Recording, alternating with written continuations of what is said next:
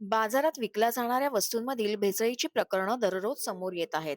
यामुळे आरोग्यदायी मानल्या जाणाऱ्या अन्नालाही हानी पोहोचू शकते. लाल मिरची पावडर रोजच्या जेवणात वापरली जाते.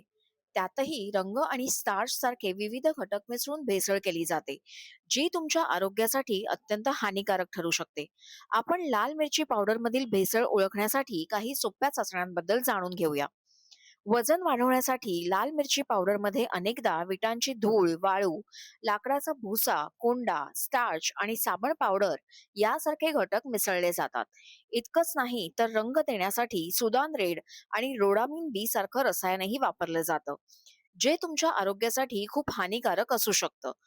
यासाठी तुम्ही पाण्याची चाचणी करून पहा. एका ग्लासात पाणी भरा, त्यात 1 चमचा लाल मिरची पावडर टाका आणि काही मिनिटं तशीच राहू द्या. थोड्या वेळाने जर मिरची पावडर तळाशी बसली आणि पाण्याचा रंग खूप लाल झाला, तर त्यात रंग असण्याची शक्यता आहे. या व्यतिरिक्त पाणी गाळून घेतल्यानंतर पाण्यात राहिलेल्या बारीक केलेल्या मिरची पावडरला स्पर्श करून पहा. यावरून तुम्हाला कळेल की त्यात विटांची धूळ किंवा वाळू यासारख्या पदार्थांची भेसळ आहे की नाही. याशिवाय तुमच्या तळहातावर थोडी लाल मिरची पावडर घ्या आणि चोळा.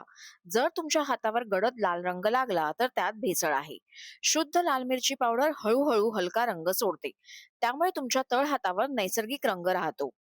एका वाटीत किंवा ताटामध्ये थोडीशी लाल मिरची पावडर घ्या. त्यात लिंबाचा रस आणि थोडंसं पाणी घाला.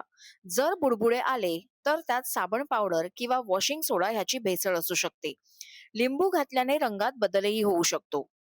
शुद्ध मिरची पावडरला तीव्र वास आणि तिखट चव असते. भेसळीमुळे तिचा तिखटपणा कमी होऊ शकतो आणि जर त्यात वाळू असेल तर ती दाताखाली येऊन तुरट लागते. अशा मिरच्यांमुळे अन्न चिकटही होऊ शकतं. तुम्ही काही सोप्या चाचण्या करून घरीच लाल मिरच्यांमधील भेसळ ओळखू शकता.